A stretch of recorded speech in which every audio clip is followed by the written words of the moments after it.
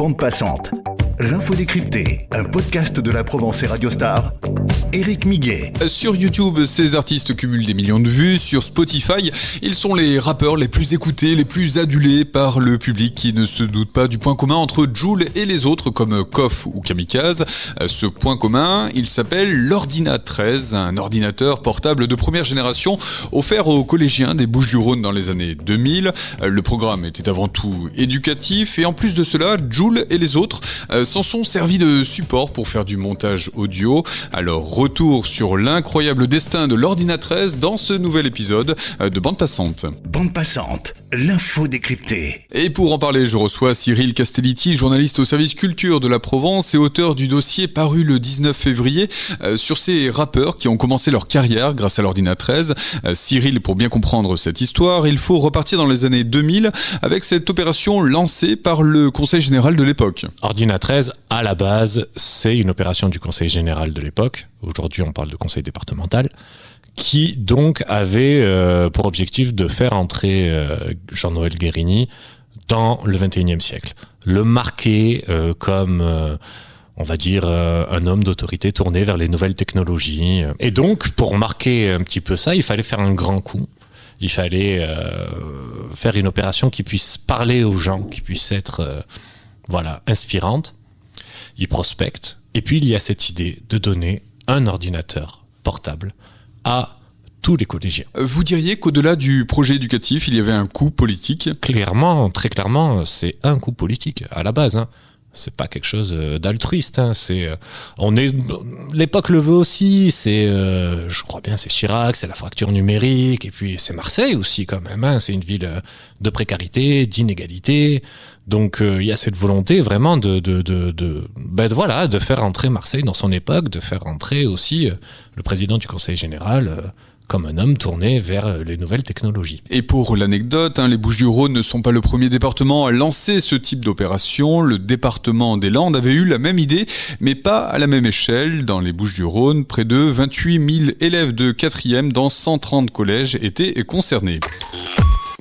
Rentrée 2004, les collégiens des Bouches-du-Rhône sont ainsi dotés de l'Ordina 13.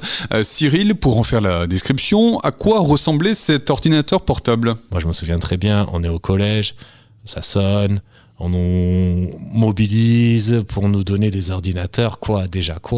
J'ai gagné un ordinateur, c'est un truc de ouf, et puis tu te rends compte que tout le monde a un ordinateur. Et donc cet ordinateur, c'est une espèce de gros machin bleu, avec marqué Conseil général dessus, quand même. On va pas oublier le sponsor. Donc voilà, c'est bleu, t'as une espèce de petite pastille en plastique au milieu. Petite pastille qui reflète bien le soleil. Et donc, je m'en souviens très bien, dès qu'on l'a eu, tout le monde est sorti, tout le monde l'a ouvert, tout le monde l'a regardé. Voilà, tout le monde essayait de pianoter. Voilà, il faut vraiment se mettre dans l'époque. Pour certains minots, c'est la première fois qu'ils pianotent un ordinateur. Et certains, ça va être la première fois qu'ils ramènent un ordinateur à la maison. C'est vraiment une dinguerie. Un ordinateur de la marque NEC ou NEC, ça dépend comment on le prononce. Cyril, quelles étaient les capacités de cet ordinateur portable ? En fait, ce qu'il faut savoir, c'est que oui, certes, c'est un ordinateur qui a pas de grandes possibilités. Mais c'est un ordinateur. Quand tu commences à... Moi, ça, c'était pas mon cas, parce que j'avais pas les compétences. Mais c'est un ordinateur, tu peux craquer, tu peux aller au-delà de ce qu'il est prévu de faire avec cet ordinateur. D'ailleurs, au Conseil général, l'ancien cadre que j'ai eu me le disait, même les profs eux-mêmes ne savaient pas forcément très bien maîtriser l'outil numérique et a fortiori l'Ordina 13. Donc en fait, très rapidement, l'Ordina 13 se retrouve être un outil qui est un petit peu détourné de sa fonction pédagogique. Et à ce titre, vous avez interrogé un ancien collégien de Marignane sur l'utilisation de l'Ordina 13. Que vous dit-il ? Pour un jeune de ma génération, déjà, on fait quelque chose qu'aujourd'hui on a du mal à assumer, mais avec un Ordina 13, on fait un Skyblog. Et oui, c'est ce qu'on fait pas mal. Avec un Ordina 13, qu'est-ce qu'on fait ? On se connecte à quelque chose qui a disparu aujourd'hui, mais qui rappelle des souvenirs à beaucoup de monde. Et ce quelque chose, c'est MSN. Voilà ce qu'on fait avec un Ordina 13. Avec un Ordina 13, on peut faire tout un tas de choses. On peut installer des premiers programmes, on peut mater des films, on peut se connecter à Internet avec une connexion que les moins de 20 ans ne peuvent pas connaître. Un usage détourné, entre guillemets, utile pour les artistes en herbe afin de faire de la musique. En 2018, le rappeur Jul est interrogé dans l'émission Click sur Canal+, et voici ce qu'il dit. Il nous donne les ordis du collège, tout ça. Et entre-temps, moi, j'entends plein de de collègues à moi écoutaient des musiques, des rappeurs de Marseille, tout ça. Et moi, d'un coup, ça m'a plu. Et genre, au début, j'enregistrais mes sons sur cet ordi du collège. En fait, je prenais les instrus Par exemple, je sais pas moi, il y avait un rappeur que j'aimais bien son son, s'il restait de l'instru à la fin. Tu bouclais? Je bouclais, et après je rappais dessus. Et c'est parti de là, c'est parti de cet ordi. Cyril Castellitti, vous êtes spécialisé dans l'actualité de la scène rap. Ce récit de Jul ne vous surprend pas, hein? C'est quelque chose qui était déjà de notoriété publique, déjà que ce soit dans la presse spécialisée, que ce soit aussi à Marseille. Il faut savoir que Jul, c'est quelqu'un de modeste et c'est aussi quelqu'un qui est attaché à sa modestie. Donc c'est quelqu'un qui a un discours dans lequel il vient où il te dit je suis parti de rien et regarde où j'en suis aujourd'hui. Et il te dit ça pour te prouver que c'est possible et pour aussi inspirer d'autres gens. Et donc ça fait partie de son histoire, cet ordinateur.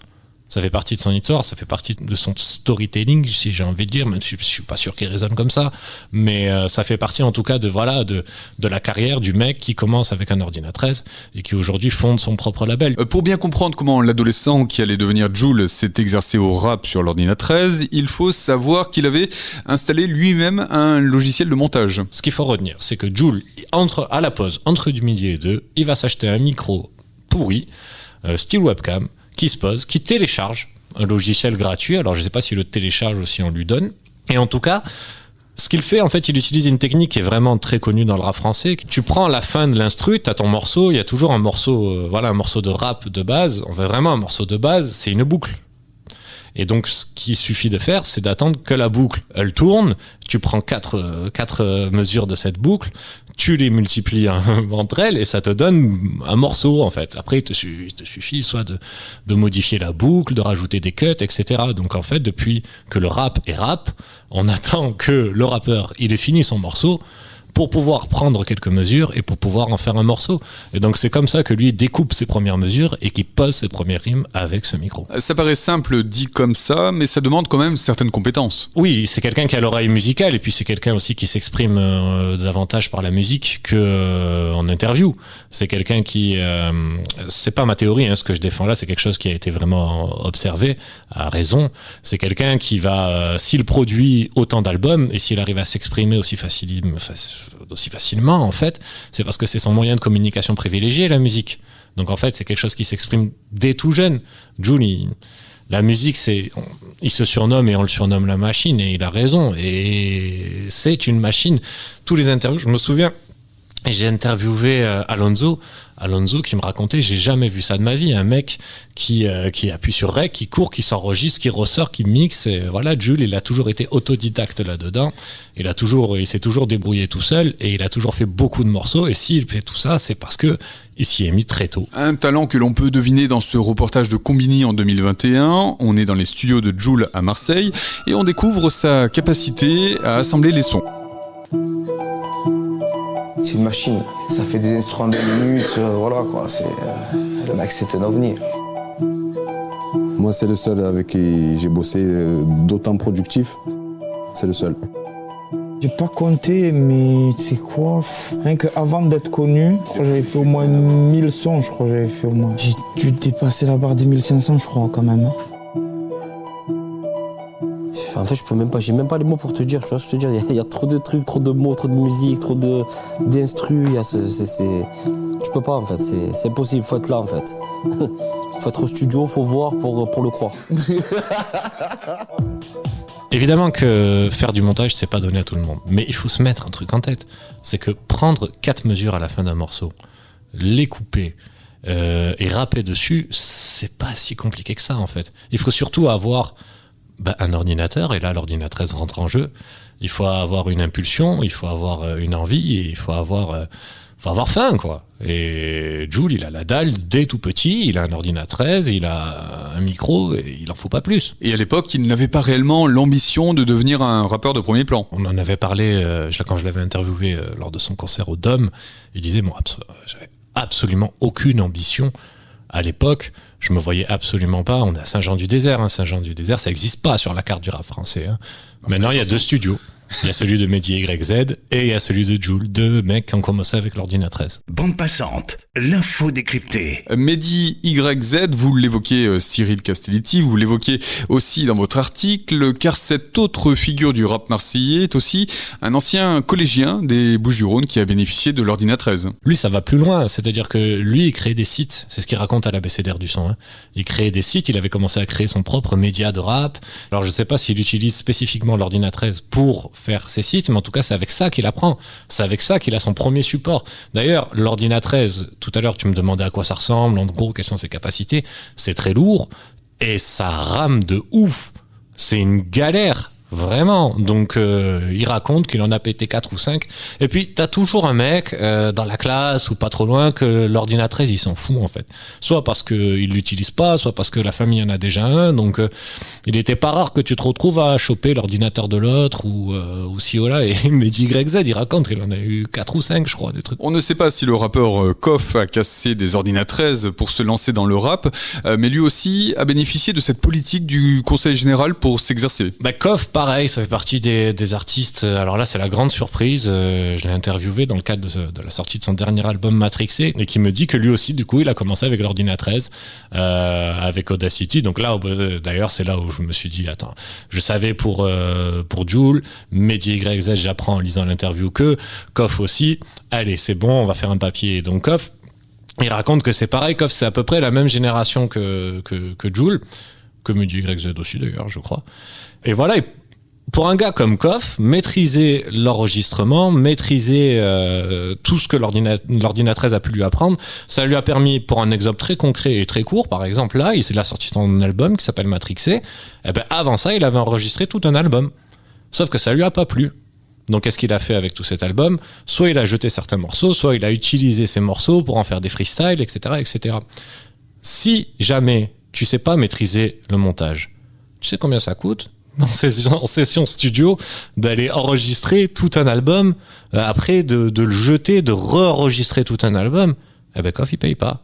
Koff il paye pas, pourquoi ? Parce que Koff il sait enregistrer. Et Koff il sait enregistrer pourquoi ? Parce qu'il a eu un ordinatrice dans les mains tout petit.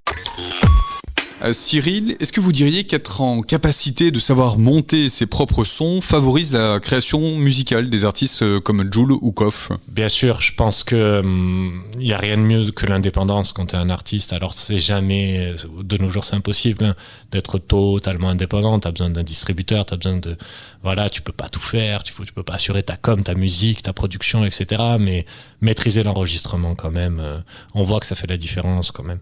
On voit que ça te permet d'être libre, de multiplier les sessions, d'être plus libre du son que tu produis. Ça a un avantage indéniable. On peut d'ailleurs s'en rendre compte à travers le témoignage dans votre article de Kamikaze.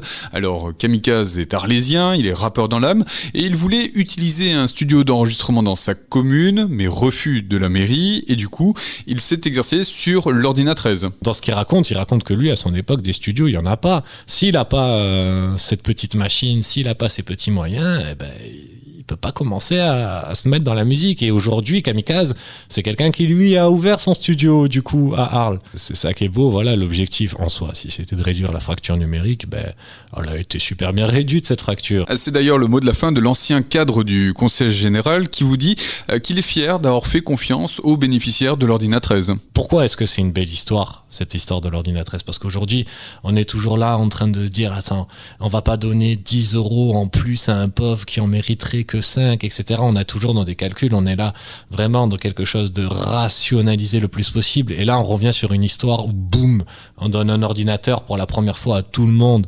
gratuitement. Donc, forcément, ça a l'air complètement incroyable d'y penser, mais regardons ce que ça peut donner aussi. Alors peut-être que c'est difficilement quantifiable, ça se raconte dans un podcast, ça se raconte dans un article, ça se raconte peut-être pas sur un tableau Excel, mais en tout cas, c'est une belle histoire et il faut en tirer les leçons de ça. Merci Cyril Castellitti, je rappelle que votre article est à lire sur laprovence.com, Bande passante c'est le podcast hebdomadaire de la Provence, un podcast à retrouver sur toutes les plateformes comme Deezer, Spotify ou encore Apple Podcast.